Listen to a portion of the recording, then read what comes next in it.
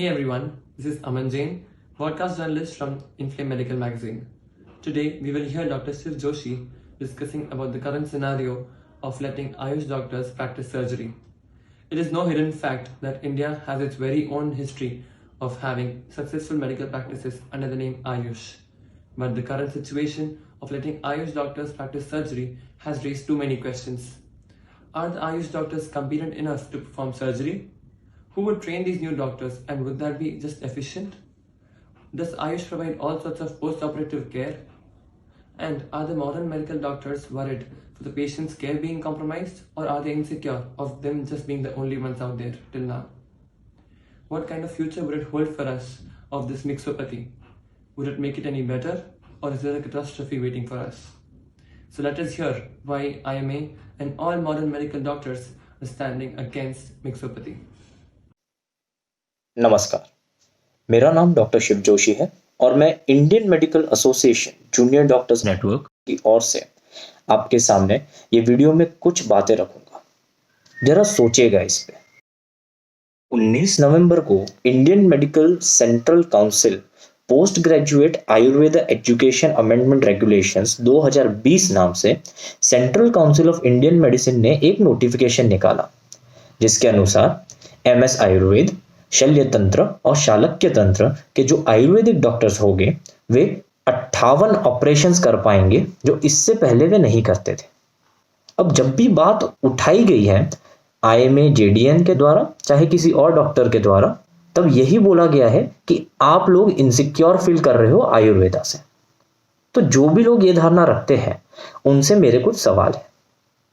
जब आयुर्वेदा के surgeon surgery करेंगे तो एनेस्थेशिया कौन देगा? ऑपरेशन के बाद की जो देखरेख होगी उस दौरान दवाइयां कौन सी दी जाएगी? ये ऑपरेशन करने की जो ट्रेनिंग होगी ये आपको कौन देगा? क्या आप इन सभी सवालों का जवाब आयुष में उपलब्ध दवाइयों से दे सकते हैं? तो हम जो एमबीबीएस और मॉडर्न मेडिसिन के डॉक्टर्स हैं, हमें कोई इनसिक्योरिटी नहीं है। हैरानी तो ये है कि क्या जनता इन सब बात को जानती है? अगर नहीं तो सिक्योरिटी तो देश की जनता की दांव पे लगी है। और सही बात तो ये है कि ये नोटिफिकेशन आयुष को बचाने के लिए नहीं निकाला गया है, बल्कि आयुष प्रैक्टिस को बचाने के लिए निकाला गया है। क्योंकि अगर आयुष को और मजबूत करना है तो मॉडर्न मेडिसिन से उधार लेने की क्या जरूरत है?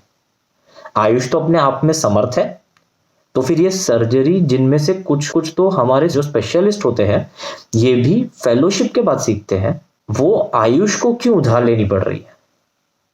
सवाल ये है कि हम आयुष को मजबूत करना चाहते हैं या आयुष की दुकान चलाना चाहते हैं? पब्लिक इस बात को सोचे। हमारे देश में आज कोविड की महामारी फैली हुई है, जिसमें हर डॉक्टर अपना योगदान दे रहा है। मॉडर्न मेडिसिन के 674 डॉक्टरों ने इस जंग में अपनी जान न्यौछावर कर दी। कई जगहों पर एमबीबीएस के विद्यार्थियों को भी कोविड ड्यूटी कराई जा रही है। जहां बात आती है, आज हमारे पॉलिटिशियन एम्स दिल्ली में भर्ती होना पसंद करते हैं। बड़े बड़े सेलिब्रिटी को जब कोरोना होता है तो उन्हें बेस्ट से बेस्ट सुपर स्पेशलिस्ट की ही ट्रीटमेंट चाहिए, लेकिन जब आपकी हमारी बात आएगी तो हमारे लिए खिचड़ी डॉक्टर तैयार किए गए हैं। जनता समझे इस बात को। कोई मॉडर्न मेडिसिन का डॉक्टर अपना जॉब नहीं बचा रहा, लेकिन आपके लिए खिचड़ी डॉक्टर तैयार किए जा रहे हैं, जिसके खिलाफ हम बस आवाज उठा रहे हैं। आयुष हमारी देश की संस्कृति है, तो वहां हम उस संस्कृति को मजबूत बनाएं, ना कि मॉडर्न मेडिसिन से किताबें, शिक्षा, ऑपरेशन उधार लेकर सारे देश की स्वास्थ्य प्रणाली की खिचड़ी बनाएं। अगर बात समझ आए तो हमारे कैंपेन को, इस वीडियो को लाइक और शेयर करके सपोर्ट कीजिएगा जरूर। मत आपका है। धन्यवाद। Now it's your time to decide which side you stand by. Let us know your views in the comment section below. Thanks for watching, and until next time, stay tuned, stay healthy.